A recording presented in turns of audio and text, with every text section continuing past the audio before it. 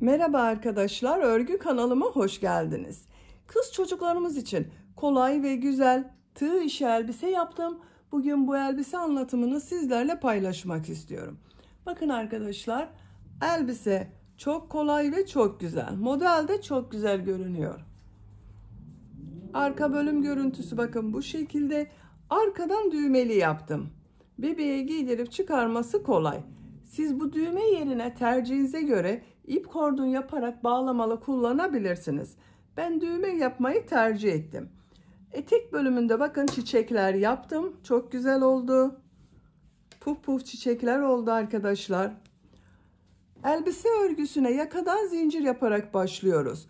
Ben bugün elbise anlatımını 6 aylık bebek ölçüsüne göre yapıyorum. Bebeğiniz kilolu bir bebekse 3 aylık bebek için olur arkadaşlar. Siz bu elbiseyi 3 aylık bebek için yapmak istiyorsanız benimle aynı sayıda başlayabilirsiniz. Bu arttırma sırasını bir sıra eksik yaparsanız 3 aylık bebek için olur. Benimle aynı sayıda başlayıp bu arttırma sırasını bir sıra fazla yaparsanız 1-2 yaş arası çocuklarınız için olur.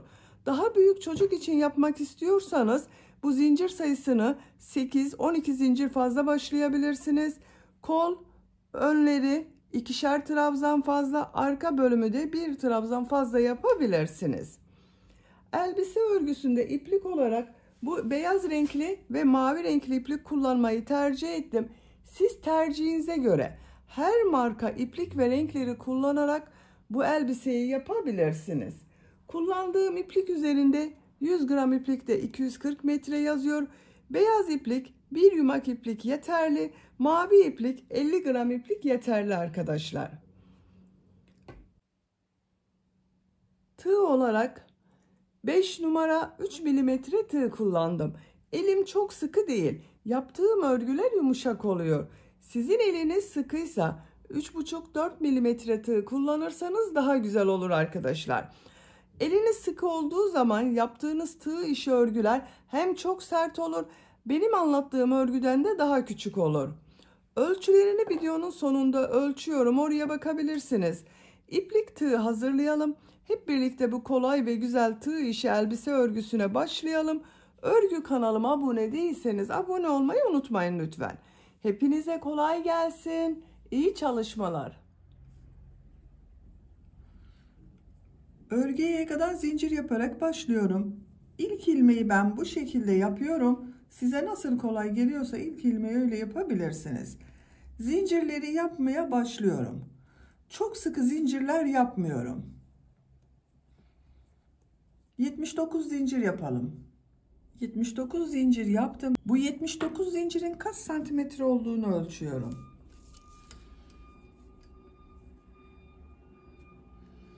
30 santimetre zincir uzunluğu var. Benim elimin sıklığına göre 30 santimetre için 79 zincir yaptım. Bu sırada yaka ayrımlarını yapacağız trabzanlarla birlikte.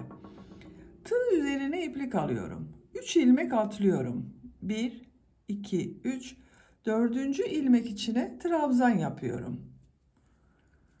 Bu 3 ilmek atladığımda bir trabzan. Buraya 10 trabzan yapıyorum. Bu 1, 2, 3, 4, 5, 6, 7, 8, 9, 10. 10 trabzanı yaptım. 2 zincir yapıyorum. Kol bölümü için 18 trabzan yapıyorum. 1, 2, 3, 4, 5, 6, 7,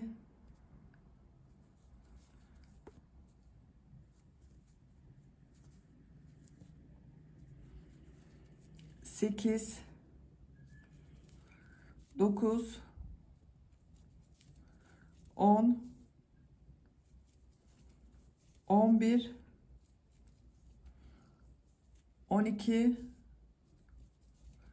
13, 14, 15, 16, 17, 18. Kol için 18 trabzan yaptım. 2 zincir yapıyorum. Buraya 20 trabzan yapıyorum. Siz burayı kaç trabzan yaptıysanız burayı da 2 katı yapacağız arkadaşlar. Ben burayı 10 trabzan yaptım. Buraya da 20 trabzan yapıyorum. 1, 2, 3, 4, 5, 6, 7, 8, 9, 10, 11, 12, 13, 14, 15, 16, 17, 18,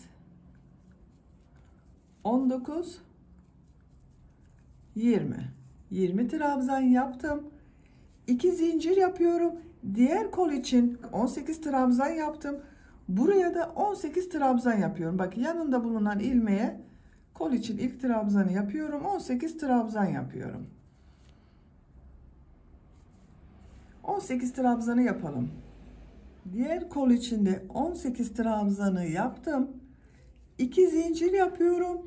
10 trabzan yapıyorum. Bu ilk ilmek üzerine bir trabzan yapıyorum. Diğerlerine trabzan yaparak devam ediyorum. 2, 3, 4, 5, 6, 7, 8,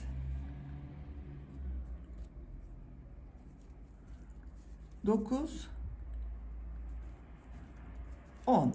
10 trabzan yaptım. Yaka ayrımlarını yaptık arkadaşlar. 10 trabzan yaptım. Kollar için 18 trabzan yaptım. Buraya da bunun ikisinin toplamı 20 trabzan yaptım. İkinci sıradayız. İkinci sırada yine trabzanlar yapacağız. Bu arttırma yerlerinde bir trabzan, 2 zincir, bir trabzan yapacağız. Bir zincir yapıyorum. Örgüyü çeviriyorum. İlk ilmek üzerine trabzan yapıyorum. 1, 2, 3, 4, 5, 6, 7, 8, 9, 10. Bu 2 zincir yaptığım yere geldim. Buraya bir trabzan, 2 zincir, bir trabzan yapıyorum. Bak bir trabzan yaptım. 2 zincir yapıyorum. Aynı 2 zincir üzerine bir trabzan daha yapıyorum. Bir trabzan, 2 zincir, bir trabzan oldu. Kol bölümünde bulunan ilmekler üzerine trabzan yaparak devam ediyorum.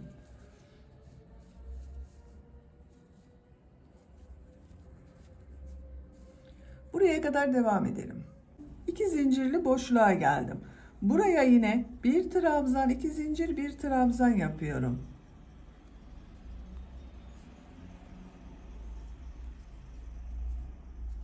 Diğer ilmeklere birer defa trabzan yapıyorum.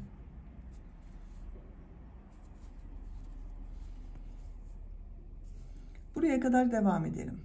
Trabzanları yaptım. Bu 2 zincir üzerine yine bir trabzan, 2 zincir, bir trabzan yapıyorum.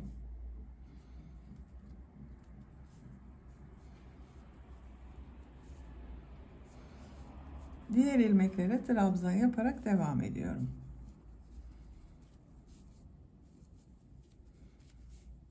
Buraya kadar devam edelim. Bu arttırma yerine yine bir trabzan, 2 zincir, bir trabzan yapıyorum.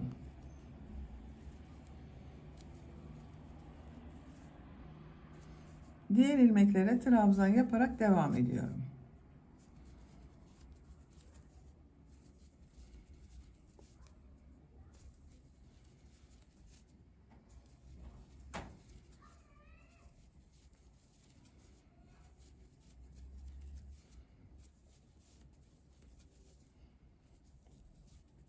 Sıra sonuna kadar yaptım. Burada 3 ilmek atlayarak yaptığım bir trabzan vardı. Bu son zincir üzerine bir trabzan yapıyorum. Burada da yine 2, 4, 6, 8, 10, 11 trabzan oldu. Sıra başında 11 trabzan oldu. 10 trabzan yaptık, bir arttırma yaptık. Burada da 11 trabzan oldu. Bakın arkadaşlar, yakanın şekli böyle.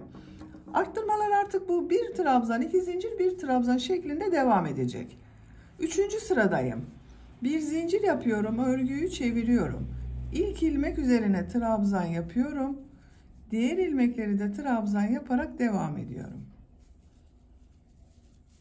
Buraya kadar devam edelim. Arttırma yapacağım yere kadar bak trabzanları yaptım. Bu iki zincir üzerine bir trabzan, 2 zincir, bir trabzan yapıyorum.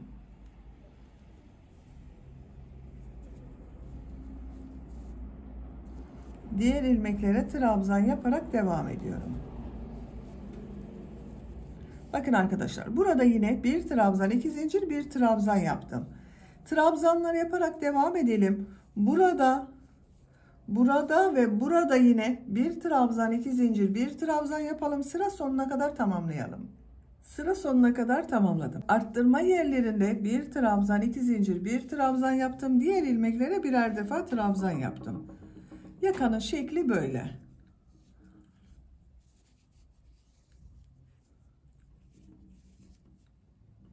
Bakın arkadaşlar, görüntüsü böyle oluyor. Dördüncü sıradayım. Bir zincir yapıyorum, örgüyü çeviriyorum. İlk ilmek üzerine trabzan yapıyorum. Diğer ilmeklere de birer defa trabzan yapıyorum. Buraya kadar devam edelim. Arttırma yapacağım 2 zincire kadar trabzanları yaptım. Bu 2 zincir üzerine bir trabzan, 2 zincir, bir trabzan yapıyorum.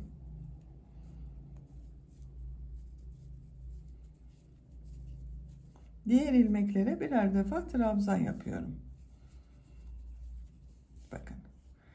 Yakanın şekli artık bu şekilde devam edecek arkadaşlar. Arttırma yerlerinde bir trabzan, 2 zincir, bir trabzan yapalım. Diğer ilmeklere birer defa trabzan yapalım. Yapacak olduğunuz çocuğun büyüklüğüne göre bu yaka sırasını her sırada arttırmalar yaparak 8, 9, 10, 11, 12 sıra olarak istediğiniz ölçüye kadar tamamlayalım gelelim. Yaka örgüsünü bu 4 yerden bir trabzan, 2 zincir, bir trabzan arttırmalar yaparak 9 sıra olarak tamamladım. Sayıyorum: 1, 2, 3, 4, 5, 6, 7, 8, 9. Santimetre olarak ölçüyorum. 9 santimetre yükseklik var. Benim ölçüme göre bu 9 santimetre yeterli arkadaşlar. Siz biraz büyük olsun istiyorsanız bunu 10-11 sıra olarak devam edebilirsiniz. Arttırmalara devam edebilirsiniz. Şu şekilde de görelim. Bakın, yakanın görüntüsü böyle oldu. 10. sırada kol bölümünü gövde bölümünden ayırıyorum. Artık gövdenin örgüsüyle devam ediyorum. Kolları ayırmadan önce bu iki ucu birleştiriyorum. Tek parça olarak gövde yapıyorum arkadaşlar. En son ilmek ile diğer tarafta bulunan şu ilk ilmeği ilmek kaydırma yaparak sırayı birleştiriyorum. Bakın, tek parça oldu. 2 zincir yapıyorum. Örgüyü çeviriyorum. Bu ilk ilmek üzerine trabzan yapıyorum. Diğer ilmekleri de trabzan yaparak devam ediyorum. Buraya kadar devam edelim. Buraya kadar trabzanları yaptım. Bu arttırma yaptığım 2 zincir üzerine arka bölüm için 2 trabzan yapıyorum.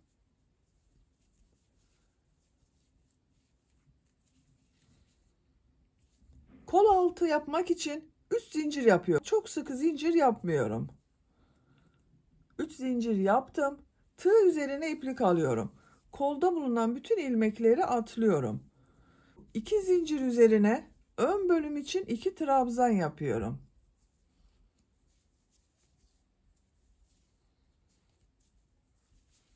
Bu 3 zincir ile ön ve arka bölümü birleştirdik. Kol altı yaptık buraya. Diğer ilmekler üzerine birer defa trabzan yapıyorum.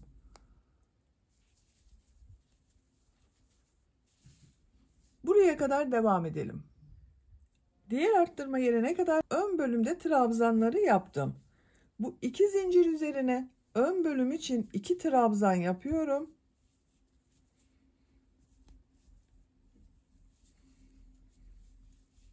Kol altı için 3 zincir yapıyorum. Tığ üzerine iplik alıyorum. Kolda bulunan bütün ilmekleri atlıyorum. Bu 2 zincir üzerine arka bölüm için 2 trabzan yapıyorum. Diğer ilmeklere birer defa trabzan yapıyorum.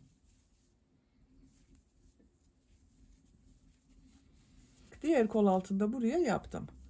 Bu sıra sonuna kadar devam edelim. Sıra sonuna kadar trabzanları yaptım. Son ilmek ile bu ilk ilmeği ilmek kaydırma yaparak sırayı birleştiriyorum. Bakın arkadaşlar, bu şekilde oldu. Görüntüsüne bakalım. Bakın. Kol altları için 3'er zincir yaptım. Ön ve arka bölümü birleştirdim. Bir sıra daha beyaz renk iplik ile trabzan sırası yapıyorum. 2 zincir yapıyorum. Örgüyü çeviriyorum. İlk ilmek üzerine trabzan yapıyorum. Bu sırada her ilmek üzerine birer defa trabzan yapıyoruz. Bu 3 zincir yaptığımız yere kadar devam edelim.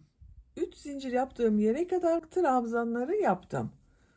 Burada zincirler üzerine de trabzan yapıyorum. Bak, çok sıkı yapmayalım diye onun için söyledim arkadaşlar. Trabzan yapması kolay olsun diye. 1 2 3. Diğer ilmeklere birer defa trabzan yapıyorum. Buraya kadar devam edelim. Zincir yaptığım yere kadar trabzanları yaptım. Bu zincirler üzerine de birer defa trabzan yapıyorum.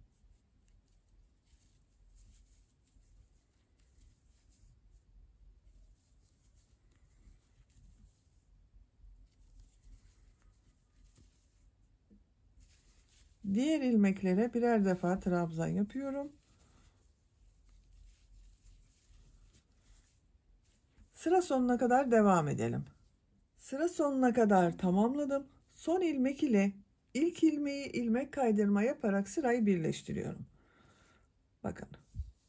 Bu sırada bir sıra trabzan sırası yaptım. Görüntü böyle oldu. Bu sıradan itibaren model bölümüne başlıyorum. 2 zincir yapıyorum. Tığ üzerine iplik alıyorum. Bu ilk ilmek içerisine 2 trabzan yapıyorum.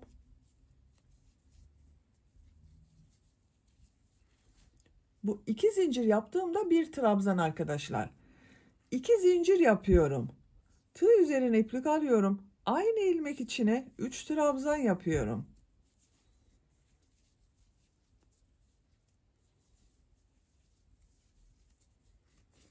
Üç trabzan, 2 zincir, 3 trabzan oldu. Tığ üzerine iplik alıyorum. Bir ilmek atlıyorum. İkinci ilmek içine bir trabzan yapıyorum. Tığ üzerine iplik alıyorum. Bir ilmek atlıyorum. İkinci ilmek içine 3 trabzan, 2 zincir, 3 trabzan yapıyorum.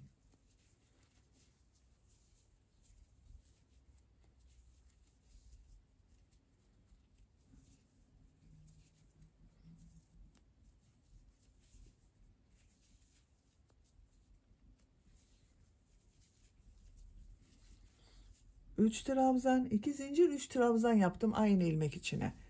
Tığ üzerine iplik alıyorum. Bir ilmek atlıyorum.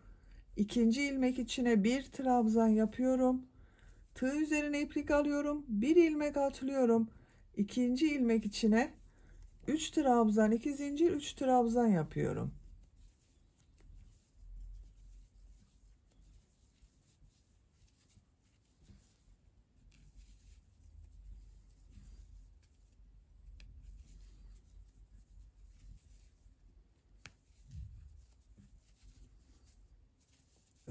Sıra sonuna kadar devam edelim. Sıra sonuna kadar tamamladım.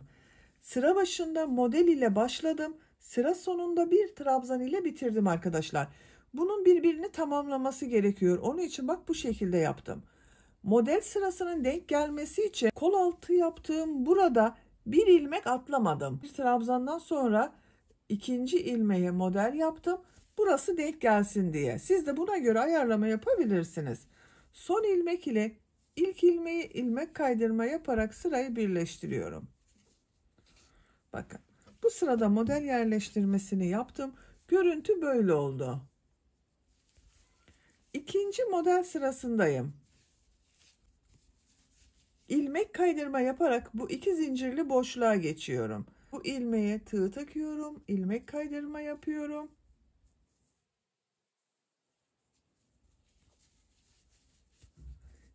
İki zincirli boşluğa ilmek kaydırma yapıyorum. 2 zincir yapıyorum. Tığ üzerine iplik alıyorum. 2 trabzan, 2 zincir, 3 trabzan yapıyorum. Bak bu 2 zincirde 1 trabzan oluyor. 3 trabzan oluyor arkadaşlar. 3 trabzan oldu. 2 zincir yapıyorum. 3 trabzan yapıyorum.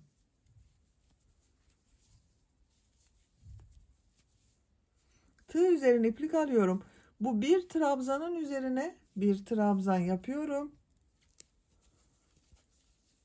Model ortasında 2 zincirli boşluğa 3 trabzan, 2 zincir, 3 trabzan yapıyorum.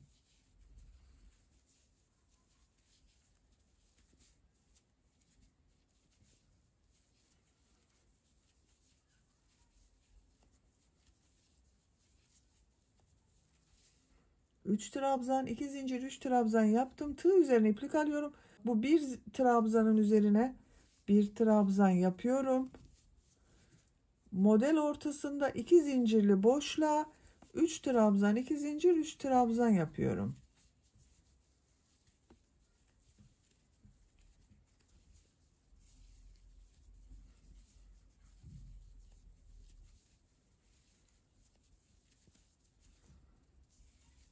Bir trabzan üzerine de bir trabzan yapıyorum. Bakın. Model bu şekilde devam ediyor. Sıra sonuna kadar devam edelim. İlmek kaydırma yapalım, birleştirelim. Bir sonraki sıraya başlayalım.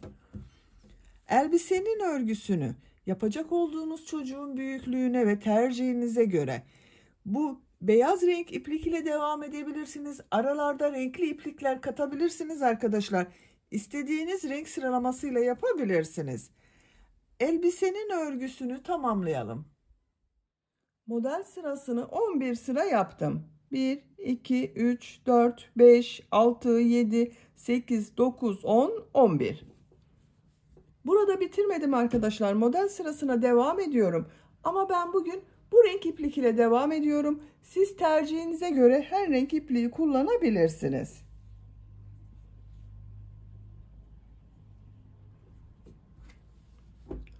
Beyaz renk iplik ile bakın ilmek kaydırma yaparak sırayı birleştirdim. İpliği kestim.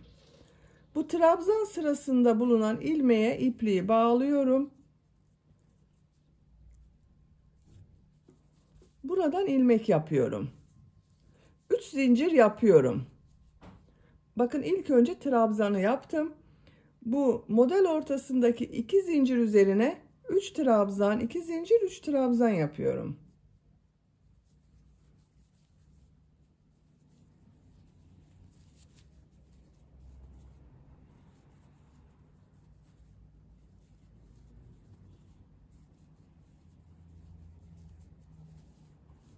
Trabzan üzerine trabzan yapıyorum. Model üzerine 3 trabzan, 2 zincir, 3 trabzan yapıyorum.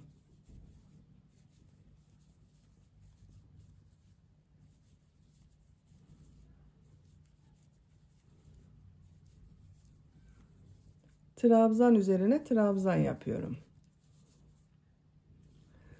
Bu şekilde bu renk iplik ile birkaç sıra devam edelim. Mavi renk iplik ile 5 model sırası yaptım. 1, 2, 3, 4, 5. 11 sıra beyaz yaptım. Bakın 1, 2, 3, 4, 5, 6, 7, 8, 9, 10, 11. 5 sırada mavi renkli iplik ile yaptım. Toplam 16 model sırası yaptım. Bu yükseklik benim tercihime ve yapacak olduğum çocuğun büyüklüğüne göre yeterli. Ben bugün 6 aylık bebek için yapıyorum. Bu yükseklikte yaptım. Siz tercihinize göre 1-2 model sırası fazla yapabilirsiniz veya 1-2 model daha kısa yapabilirsiniz. Şimdi son sırayı yapıyorum. En son bakın ilmek kaydırma yaparak sırayı birleştirdim. Bir zincir yapıyorum. Model ortasına 8 trabzan yapıyorum.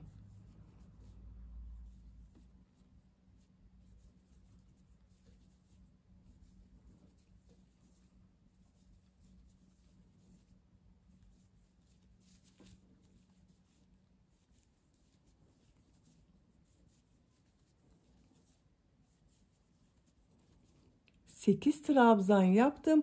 Bir zincir yapıyorum. Bir trabzan üzerine sık iğne yapıyorum. Bir zincir yapıyorum. Model ortasına 8 trabzan yapıyorum.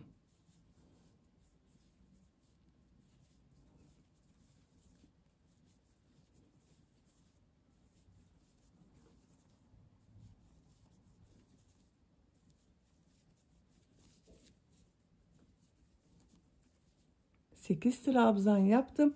Bir zincir yapıyorum. Trabzan üzerine sık iğne yapıyorum. Bakın bu şekilde modeller yapıyoruz. Sıra sonuna kadar devam edelim. Sıra sonuna kadar tamamladım. Son modeli de 8 trabzan yaptım. Bir zincir yapıyorum. Şu ilk ilmek ile ilmek kaydırma yaparak sırayı birleştiriyorum. İpliği kesiyorum. Bakın çok güzel oldu. Etek ucu. Güzel bir görüntü oldu bakın burada. Şimdi kollarını yapalım. Kol uçlarında minik pıtırcık modeller yapıyorum. Kol altından başlıyorum.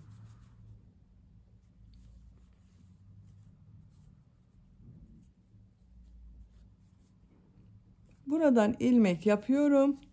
2 zincir yapıyorum. Aynı ilmeğe sık iğne yapıyorum.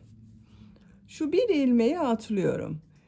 İkinci ilmeğe bir sık iğne, 2 zincir, bir sık iğne yapıyorum. Bir ilmek atlıyorum. Bir sık iğne, 2 zincir, bir sık iğne yapıyorum. Bir ilmek atlıyorum. Bir sık iğne, 2 zincir, bir sık iğne yapıyorum. Sıra sonuna kadar devam edelim. Sıra sonuna kadar tamamladım. İlk yaptığım bakın bu modelin ilmek ile ilmek kaydırma yaparak sırayı birleştiriyorum. İpliği kesiyorum. Bakın arkadaşlar, kol çevresinde pıtırcık modeller yaptım. Çok güzel oldu. Diğer kolu da tamamladım. Bakın aynı şekilde başladım. Pıtırcık modelini yaptım. Yaka örgüsünü yapalım.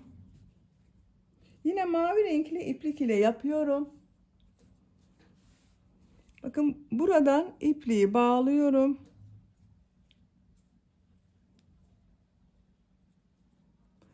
Ben bugün düğmeli yapıyorum. Buraya düğme dikeceğiz arkadaşlar. Siz ip kordon yapıyorsanız bu düğme iliğini yapmanıza gerek yok. Buraya bakın ilk başta bir düğme iliği yapıyorum. Düğme iliği için 8 zincir yapıyorum. Aynı ilmeğe sık iğne yapıyorum. Buraya dikecek olduğunuz düğmenin büyüklüğüne göre bu zincir sayısı değişir. Bakın ben bu şekilde bir düğme dikiyorum. Şu şekilde bunun geçeceği gibi olacak arkadaşlar. Siz daha küçük düğme kullanıyorsanız 6-7 zincir yapabilirsiniz. Ben 8 zincir yaptım. İlk ilmeğe sık iğne yapıyorum.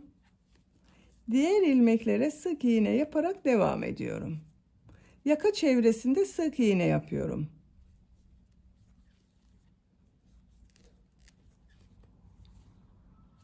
Sıra sonuna kadar devam edelim. Sık iğne yaparak sıra sonuna kadar tamamladım. Şu ilmeğe ilmek kaydırma yapıyorum. İpliği kesiyorum. Bakın yaka çevresinde sık iğne yaptım. Görüntüsü bu şekilde oldu. Bakın çok güzel oldu. Elbise örgüsünü bitirdik arkadaşlar. Şimdi elbiseyi süsleyeceğiz. Bakın etek bölümünün buraya ben bu çiçeklerden yaparak süslemek istiyorum. Siz tercihinize göre bu şekilde kullanabilirsiniz veya farklı süslemeler yapabilirsiniz. Bu çiçeklerden yapacağız. Bakın buralara dikeceğiz. İlk önce bu çiçek örgüsünü yapalım.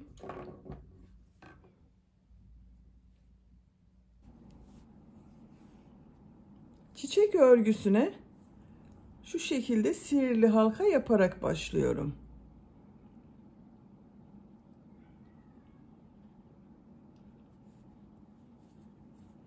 Zincir yaptım, sağlamlaştırdım. 3 zincir yapıyorum. Tığ üzerine iplik alıyorum. Trabzan yapıyorum. 2 zincir yapıyorum. 1 trabzan yapıyorum. 2 zincir, 1 trabzan, 2 zincir, 1 trabzan, 2 zincir, 1 trabzan. Bakın 1 2 3 4 5 yuva oldu. 2 zincir yapıyorum. İplik ucunu çekiyorum. Bakın buraya 1 2 3 4 5 trabzan yaptık arkadaşlar. Arada 2 zincir yaptık. Şu ilk yaptığım 3 zincir var. Bunun ikinci zincire tığı takıyorum. İlmek kaydırma yaparak birleştiriyorum. İplik ucunu şu şekilde tutuyorum bakın. 1 2 3 4 5 6 yuva oluşturduk. Bakın 6 yaprağı var. Onları yapacağız. 3 zincir yapıyorum. Tığ üzerine iplik alıyorum. Şu şekilde bakın. Şu yuvaya tığ takıyorum. İplik alıyorum. Uzatıyorum. Bakın uzun tutuyorum. 1 2 3 4 5 6 7. Tığ üzerine iplik alıyorum. Hepsini içinden bir defa da çekiyorum. Şu şekilde bakın bir zincir yapıyor gibi yaptım, sağlamlaştırdım. 3 zincir yapıyorum. Aynı yuvaya şu şekilde ilmek kaydırma yapıyorum 3 zincire.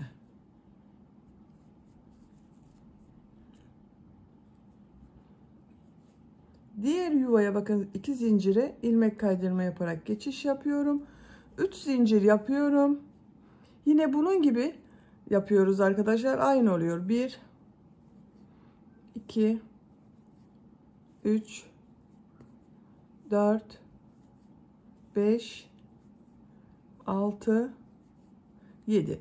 Bu iplikleri uzun tutarsanız daha puf örgü olur arkadaşlar.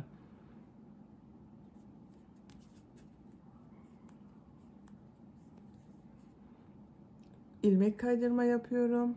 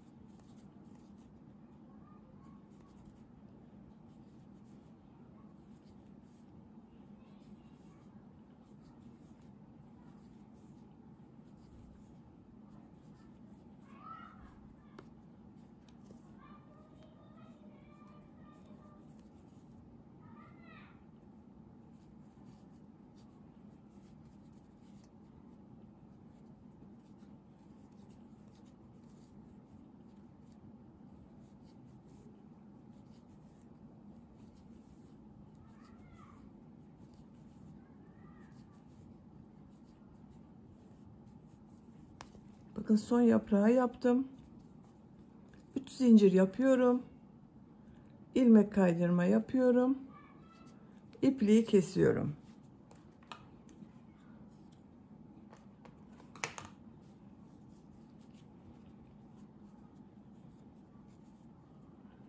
Bakın arkadaşlar, bu şekilde oldu. Çok güzel oldu. Şimdi bu orta bölümde bulunan tomurcuk bölümünü yapacağız. Sarı renkli iplik ile yapıyorum. Yine sihirli halka yapıyorum. Şu şekilde bakın, parmağıma doladım. İlmek yapıyorum. Bir zincir yaptım, sağlamlaştırdım. 3 zincir yapıyorum. Bu yaprağı yaptığımız gibi yapıyoruz. 1 2 3 4 5 6 7 8 defa yaptım arkadaşlar. Hepsini içinden çekiyorum. Zincir yaptım, sağlamlaştırdım. İpliği kesiyorum.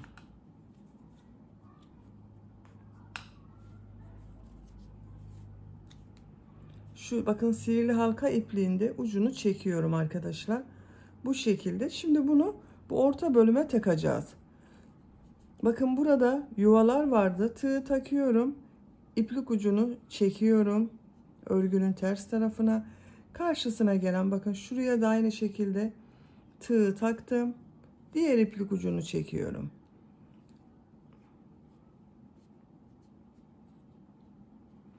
Örgünün ters tarafında bunu bağlıyorum.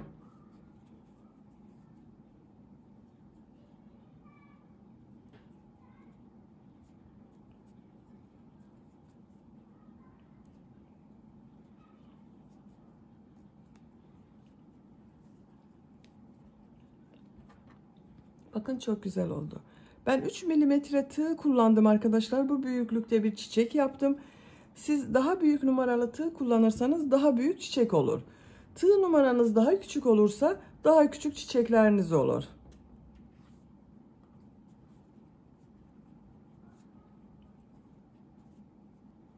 Çiçeği tamamladım. Bakın, çok güzel oldu. Şimdi bu çiçeği elbiseye dikeceğiz. Şu şekilde. Buraya da son çiçeği dikiyoruz. Bütün çiçeklerin dikilişi aynı şekilde oluyor. Bakın, bir model boş bıraktım, bir modele çiçek diktim.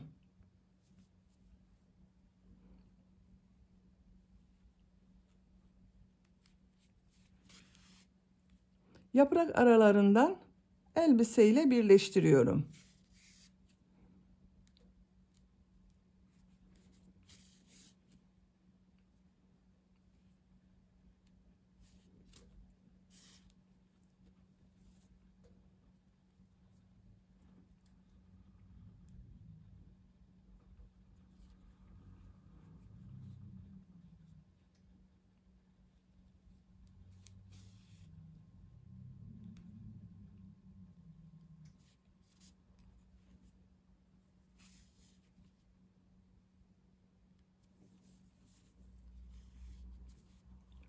Ters taraftan şu şekilde ilmek yapıyorum. İpliği kesiyorum.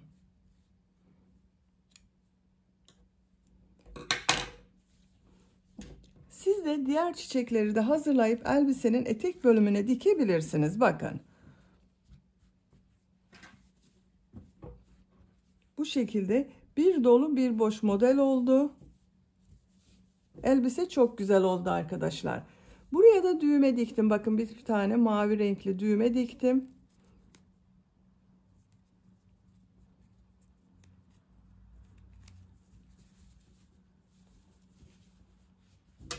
Elbise çok güzel oldu. Bitmiş olarak ölçülerini söylüyorum. Kol altının buradan gövde genişliğini ölçüyorum. 24 santimetre.